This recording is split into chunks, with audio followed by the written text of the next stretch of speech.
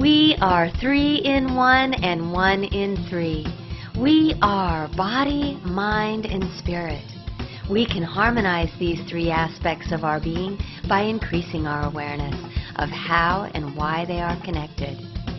Mastering and harmonizing our body, mind, and spirit is the key to achieving total well-being. You will lighten up by purifying your body, liberating your mind, and igniting your creative spirit. As you master and harmonize your body, mind, and spirit, you will unleash your highest potential in every aspect of your life. You will start living your best life as your highest self. Are you ready to lighten up? Starring your host and narrator, Suzanne Ross, TV personality and producer, inspirational author of Wake Up and motivational Rise Up speaker.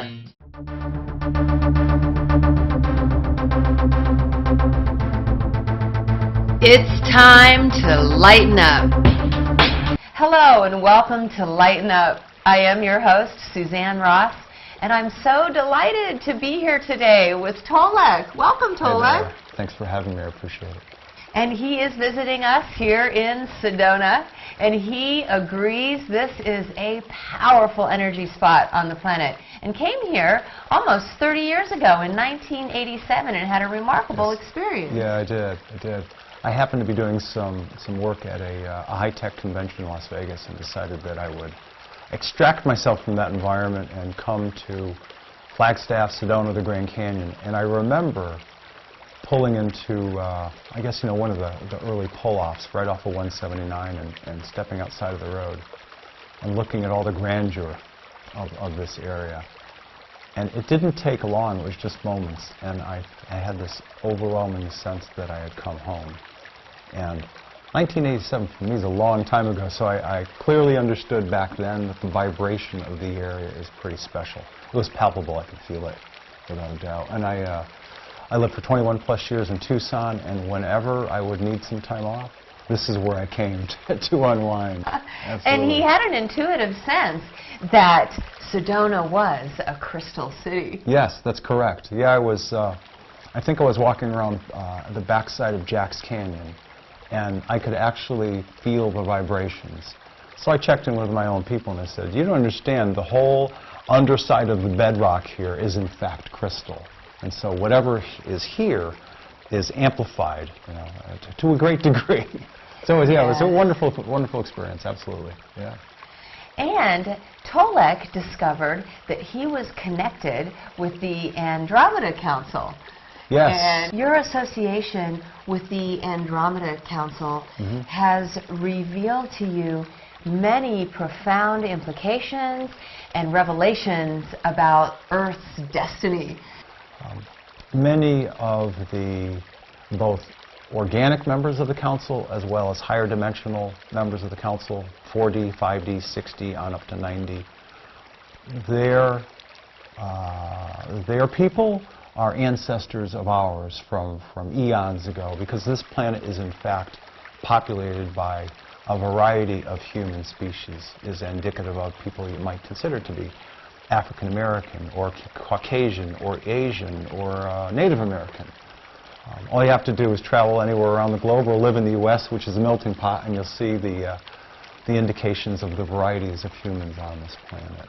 So the Andromeda Council, the Galactic Council, is in fact certainly a conglomeration of interdimensional species from all across the cosmos that help those members communicate, whether it's about education, culture, art, music, you name it. There's all sorts of collaboration going on. So they are, in fact, our brothers, our sisters, our cousins from long ago, and as things change on this planet, we'll be seeing more of them, without a doubt.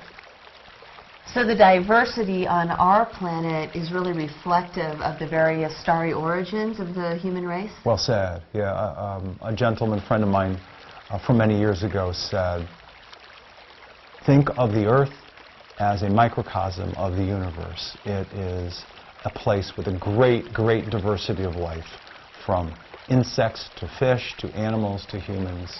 Great, great diversity. So when we're here on this planet, it's no surprise that people may sense we're being watched or visited. It is absolutely true, because all the rest of the people in the cosmos are watching what's going on here, because it's my understanding that no other planet has this kind of diversity.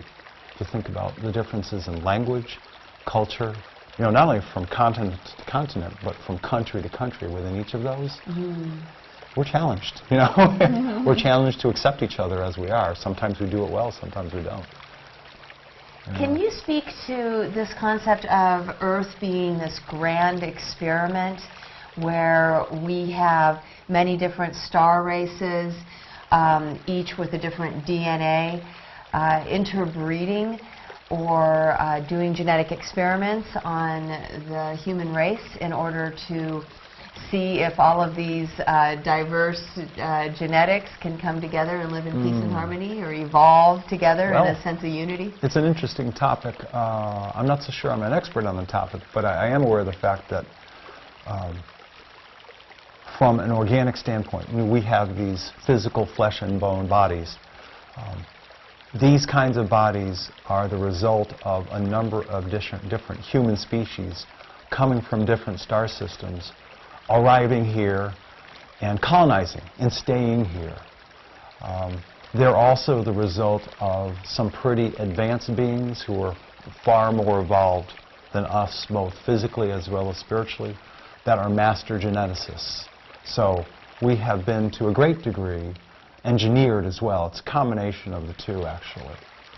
So many of us are a combination of DNAs and absolutely. Many different starry origins. Yeah, we are the mutts of the universe, without a doubt. And yet other people would say that we're blessed because we are the best of the best. That we are, in fact, if you closely examine all of the DNA that's on this planet, there's some people who would suggest that we are royalty because we come from the best of the best humanoid stock that's out there across the cosmos. So we're going to be learning more about this as we continue to evolve during this time of change.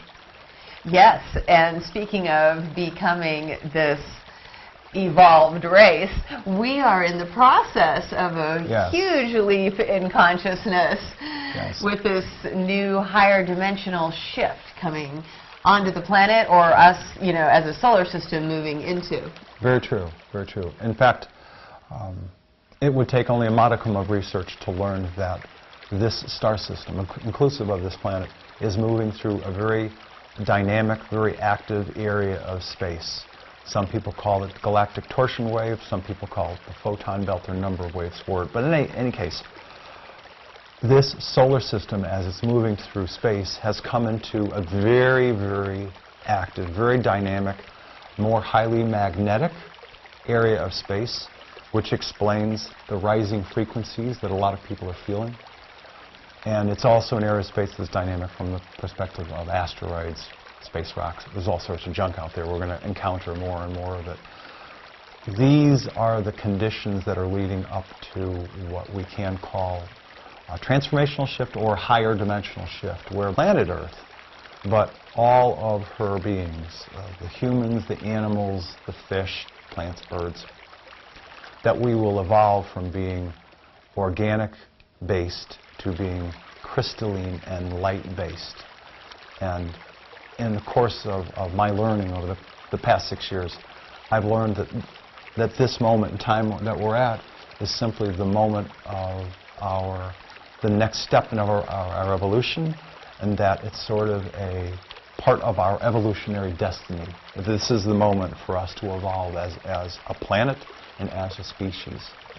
So we're in some pretty exciting times, even if you just look at what's going on a day-to-day basis in terms of activity on the planet. It's pretty interesting.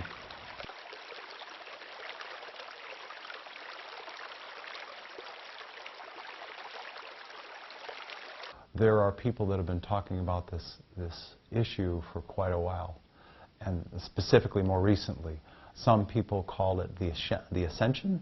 Some people call it the event. Based on what I've learned over the course of the past 6 years, we are calling it a higher dimensional shift for a specific reason. But I'll digress for a moment. Millennia ago, planet Earth was known by global wisdom keepers, ancient mystery school people, scholars, to have been at one time, again millennia ago, to be 11th or 12th dimensional planet. And for a variety of reasons, it was necessary to step the planet down into the form that it is today, what we would call 3D organic. So very much like, you know, we all experience the mountains, the earth in the form of hills and trees and streams and lakes, etc. Likewise, we are also carbon-based humans, and as carbon-based 3D humans, we have flesh and bones, bodies, blood, tissue, sinew. These can be known as a three-dimensional life form. You referenced higher dimensional shift. Well, sometime in the near future of this planet, there will be a higher dimensional shift of this world such that we as humans and the other life forms on this planet will no longer cease to be organic as we look today, but we will become crystalline-based, higher frequency, less dense, what I call fine essence matter. Another way to say it is we will be energy-based, and an even more accurate way to say it is that we will be light-based. We will, in fact, transform into becoming, I guess, the next version of humans. So you could call us human illuminists, maybe? But in any case, we'll be, I don't know, men will be on average 7'4" or 7'8". We'll weigh a lot less, maybe, I don't know, 5 to 7 pounds of far less dense matter. Women will be 6'4" or 6'8". They may be 2 or 3 pounds of light dense matter. That might mean no more diets needed for any of the women, but it will be truly a transformation of the people on this world, the beings, all of the life forms of this world, into becoming literally higher dimensional light beings. And as a matter of fact, I've given this illustration before, but it's a really good one. If you were to be out in space, far enough away from planet Earth, when you watch the transformation happen, you would see this incredible light blue energy wave go across the planet's surface. And when it's done, you would see a new crystalline globe, a new crystalline Earth. You would still see the continents in their new arrangement. You would still see the oceans as they are on this planet, but you would see a translucent world, shining, illuminated, bright light with many more colors. So it will be a rebirth, a new dawn of not only this world, but the human race on this world as well. The change, the transformational shift of this world, the higher dimensional shift of this world, will in fact happen not based on a when, but on a confluence of activities. A peak of social consciousness, peak of, if you will, higher level spiritual awareness. Also will be the peak of the greatest body of knowledge in 3D humankind.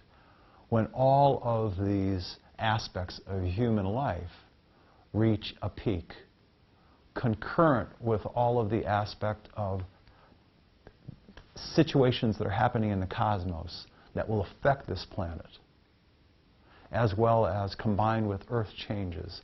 When all of them hit their apex, that's the moment of when the higher dimensional shift of this world will occur. This solar system and this planet has come to this place many times before. There's something that's known as a 26,000-year cycle. And we've been here before a few times. What's unique about this particular situation is that given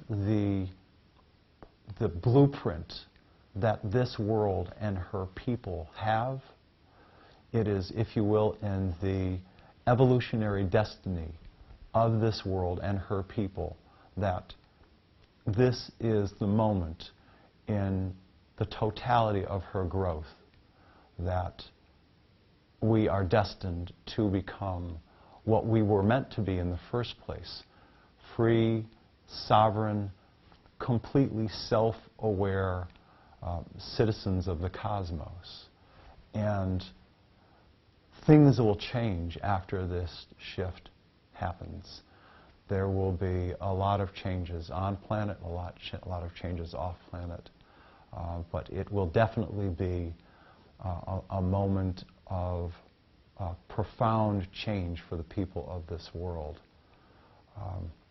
Concurrent with that thought is the fact that though we're presented with this moment in time, and though we've had opportunities to change, I think 7 other times, as we were talking about the 7 cycles, the people in the cosmos who are observing this event indicate that this will be the first time ever that a planet with her diverse species of people will be making the shift as living sentient beings. We are today living sentient 3D Earth beings. We won't have to, as people would say, we won't have to die to make the shift. We will make the shift, and it will be a seamless, painless sort of, what might people say, the blink of an eye, the snap of a finger. It will happen like that, no pain associated with it, and it will be something that has never happened in the history of the millennia, if you will, of time and space, having to do with an Earth organic species, a 3D organic species like us on Earth. As a matter of fact, I'm aware of the fact that there are 2 other Earth-like worlds with 1 or 2 species of humans on them, humans and or humanoids, that will also go through this shift, and 18 other worlds that are bipedal. You know, they're upright. They don't look at all like us. You know, they're shorter, they're taller, they're heavier, they're different colors, that are different aspects. There's all sorts of diversity throughout the cosmos. So we're looking at 21 other planets that will also experience this dimensional shift, and immediately after us, 2 others. So this is a busy time. There are people who have commented that in terms of this sector of the galaxy, this is the greatest show on Earth, if you will. All of the visiting ET races, a lot of them are here to watch this happen. They're highly interested in this event. In truth, we are evolutionary beings. So Absolutely. Our Earth, Mother Earth, is evolving. The solar system is evolving. It's an evolutionary universe, and we are an integral part of that. Absolutely. Yeah, absolutely. And especially the people who are sensitive to the energies of this time of change, they're at the forefront. They're at the vanguard of, I guess, helping, informing, mentoring, teaching in a variety of ways, so that other people who haven't gotten quite up to speed can do so. But there's a lot of information out there that people can tap into. It just takes, I guess, a curious heart and a curious mind. Yes, and many of us feel a very powerful calling in that direction. And like yourself, when I came to Sedona, I heard the Red Rocks shouting out, "Welcome home." Yes. And I knew I had to come here and be here in this higher vibration. And like yourself, many years ago, I was very called to learn as much as I possibly could about the true nature of reality and quantum physics and our relationships to the celestial realms. And it is a calling. Absolutely. You really don't have a choice, but it's a very joyful path full of enlightenment and inspiration, so we're delighted to serve in that way. Yeah, absolutely, without a doubt. As a matter of fact, at the end of my first trip, at the back end of '87, I've always been a photographer, specifically of nature, and I caught a couple of really good shots. So I found a local t-shirt shop. Now this is 1987.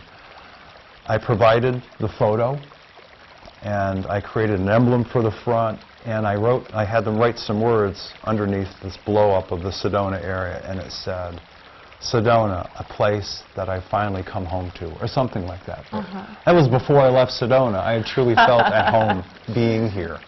So it's... and we're hoping that he returns. Yes, yeah, it's in my plans, absolutely. Absolutely, yeah. Oh, that's fantastic. And Tolec certainly has been doing his part to serve in a powerful way with his conferences. And you just wrapped up a 3-day Transformational Shift conference in Tucson? Yes, I did. With many remarkable guests. Yes, there were, like you said, there were some absolutely remarkable people there, including Pete Jackson of the Gila River, Pima Native American Nation, grandmother Silver Star, who's Lakota, Cherokee, and 2 other Native nations, Kathy Wilcox from the Cheyenne River Reservation, and there were a couple others as well. I've made it a sort of a foundational piece of the future conferences that I will do. Hawaii, I think, in late April of 17. Let me back up a moment. Hawaii in March of 17, Australia in April of 17, that I will integrate as a foundational element of each conference the indigenous people of each area. So with Hawaii, it will be the Hawaiian natives.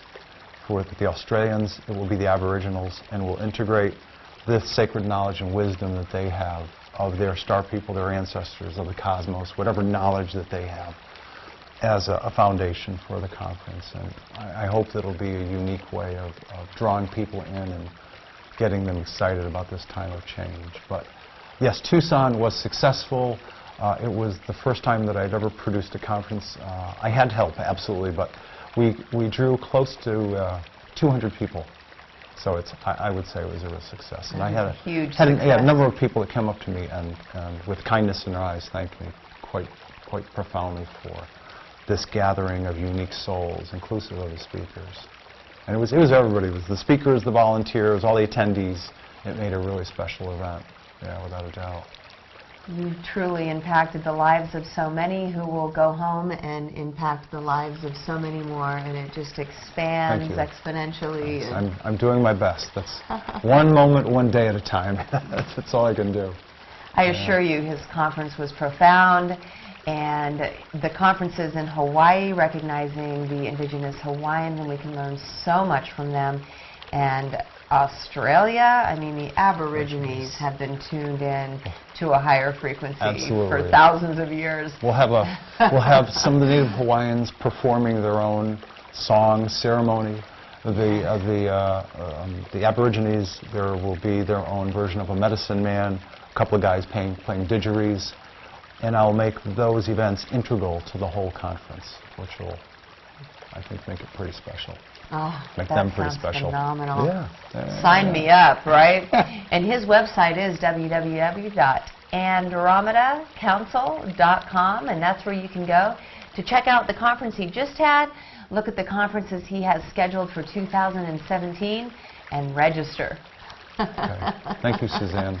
Oh, it's thanks truly my pleasure. Yes. And thank you for sharing your piece of Sedona with me. It's a beautiful place. Oh, absolutely. And thank you so much for joining us for this very special episode of Lighten Up. And remember, live well, love life.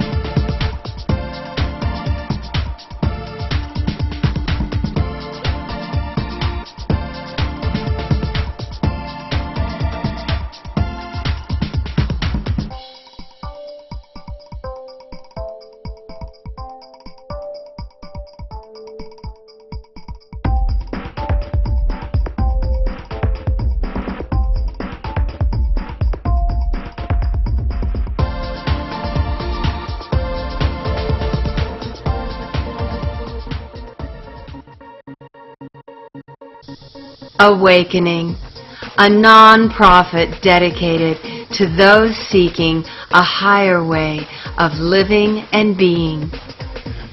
Building a community of spiritual leaders and seekers. Connecting leaders through SPIN, Spiritual Professionals International Network. A network of spiritually inspired professionals offering books, services, programs, and products for those who are seeking to improve their health and well-being on many levels. Awakening presents fundraising activities and events like spiritual retreats in sacred sites like Sedona and Mount Shasta. We also present workshops and classes to inspire, enlighten, and empower. The future vision for Awakening in Sedona is Spirit Ranch, a large acreage dedicated to those seeking a higher way of living and being, a self-sustaining spiritual community with 4 structures. In the center is the Awakening Center for spiritual practices, offerings, classes, and workshops. Sunshine House for women in recovery from addictions, trauma, or tragedy. Sky Blue Sanctuary for women in need of elder care services. And Red Rose Restoration, female holistic healthcare practitioners providing healing and awakening. As president of Awakening, I am delighted to bring our vision to Sedona, Arizona. The goal of Awakening is to offer inspiration, enlightenment, and empowerment, supporting a world moving into a higher way of living and being. It's just so wonderful to be all denominational, so that during this retreat everybody can, express the traditions that resonate most for them deep within the core of their being. Thank you so much for sharing that, and thank you so much for bringing such an open mind and open heart to this retreat. I love you all.